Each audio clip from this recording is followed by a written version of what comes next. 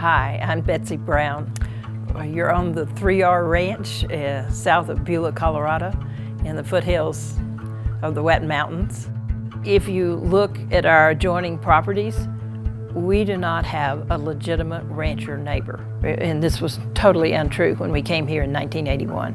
And now they're non-functional ranches, or just 40-acre development around us. And there's no way that in the arid West that 40 acres can be sound. You cannot take care of 40 acres of grass.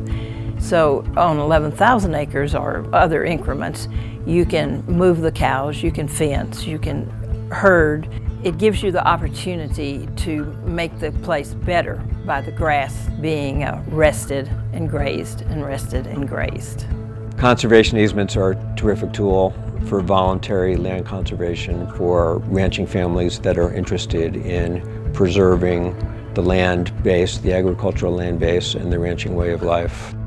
In this part of the world anyway, 17 years ago, or whenever Dan started with Colorado Open Lands, it was a totally new idea. That was our only way to try to protect it for the future and keep the ranch whole. There are just fewer and fewer real ranches anymore, and we wanted to see it stay a whole ranch. Dan was, he was just easy to work with. He was very relaxed, very approachable. The qualities that Dan has that makes him a great leader, he empowers the people around him to work to the greatest of their potential. There's an expression in Wyoming and around the West that leaders ride the longest loop. They're out in the morning before everybody else. They're not home until the last person's in. That's Dan. His legacy has to be the number of acres that he has saved by having conservation easements put on them over the state of Colorado.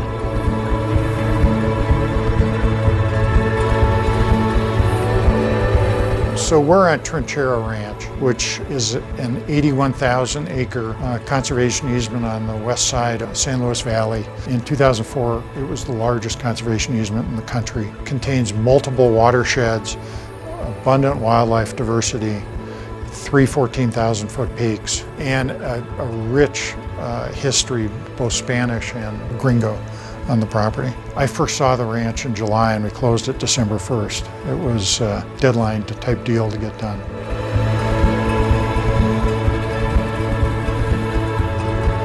We're in a battle for every piece of private land in the Front Range. It's either going to be developed or preserved. The next million people are moving here, and they need places to live, and you can see the pushing of that ex-urban fringe out into the farmland. This is an interesting business. It's really a rewarding business because what you're doing is forever.